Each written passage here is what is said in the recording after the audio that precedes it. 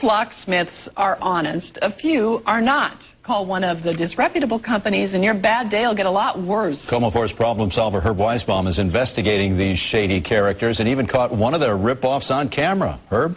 Dan and Kathy, you lock your keys in the car, and you would never call a locksmith in the Bronx, at least not intentionally. But that's exactly what will happen if you call some of the companies we found working in the Seattle area. They're all part of a nationwide network based in New York City. But you never know that because they pretend to be from here.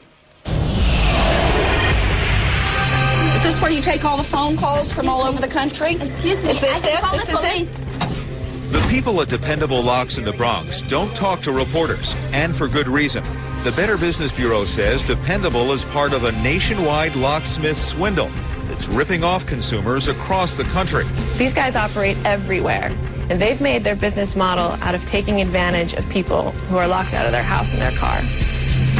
Flip through the Seattle Yellow Pages and you may spot these two full-page ads, Always Ready Locksmith and Quick Locksmith. Both promise low prices and fast service.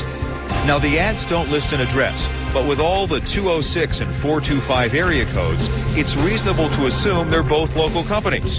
They're not. Both are part of Dependable Lock. Dial any of these numbers and your call is answered back at the New York Dispatch Center. You're quoted a reasonable price, but when the locksmith arrives, he actually charges you 2, 3, even 4 times more than what you were quoted. We wanted to see for ourselves, so we drove to the Northgate Park and Ride and had Stephanie, a Como intern, deliberately lock her keys in the car. She called Always Ready Locksmith using the North Seattle number in the phone book. I lock my keys in my car. And how much would it cost to send someone out? $39 plus $15 and up to open. So the job would be at least $54, but the dispatcher could not be any more specific than that. Stephanie was told to expect someone in 20 to 30 minutes. The wait was a lot longer. It took an hour for the locksmith, a guy in an unmarked car, to arrive. The first thing he did was tell Stephanie the charge was going to be a lot more than $54. He wanted $114, more money than we were willing to pay. When you told him you only had $95 on you, what did he say? Or what happened? He asked for an ATM card, and I told him I didn't have anything on me, and then he hesitantly took $95. We watched from a distance as this so-called locksmith fumbled around trying to get into the car. He didn't appear to have the proper tools, and he didn't seem to know what he was doing. From start to finish, it took him 6 minutes to get the door open. Now it was time for a few answers. Hi there. Like why he charged so much for this simple job. Because it's automatic locks, this is how it costs. So you think that's fair to people? $95? Yeah. Yeah? Yeah, it's fair. We give it like 20-25 minutes response, so it's pretty fair. Well, actually it took almost an hour. Okay. Remember, he wanted $114. Stephanie talked him down to $95. He told me his name was Sean and that if I wanted more information, I could contact the main office, Dependable Locksmith in the Bronx. Sean gave us a receipt. It wasn't until later that I noticed that it was for $39, not the $95 we'd paid him. That would make it a lot harder to file a complaint. These companies have been impossible when it comes to getting refunds, when it comes to answering complaints. They are absolutely non-responsive. And it isn't easy for a reporter to get them to respond to the allegations of deceptive business practices.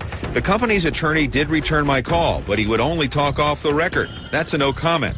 So our colleagues at WABC TV in New York agreed to go to the Bronx and try to talk to someone from Dependable. The Better Business Bureau has called you particularly disreputable about that. You don't care that people have to pay more than you.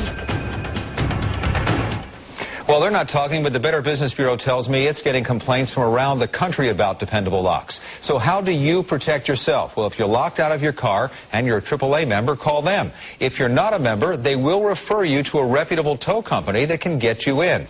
Other options, call your local police department or a friend for a referral. Just don't pick a name at random from the phone book. As you've just seen, you never know who might show up. You will find a lot more about this on our website, comotv.com. Dan, Kathy? Herb, that car you used, the 2000 Acura, is it really that hard to get into? We didn't think it was, but we wanted to make sure. And for someone who knows what he's doing, it's not difficult at all. We took the car to the AAA repair shop in downtown Seattle. We locked the car and asked Fred here, one of the service techs, to show us how quickly he could get in. It didn't take very sophisticated tools, just the training to know what to do. Fred had the door open, in just 35 seconds. There you go. Clearly, the locks on this car were no reason for that added service charge. That Sean guy wanted $114 when he showed up. What does a reputable guy charge for something like that? We called around. A reputable locksmith during the daytime hours would charge between $50 and $75. So again, a greatly inflated price. Wow. All right. Thanks very much, Herb.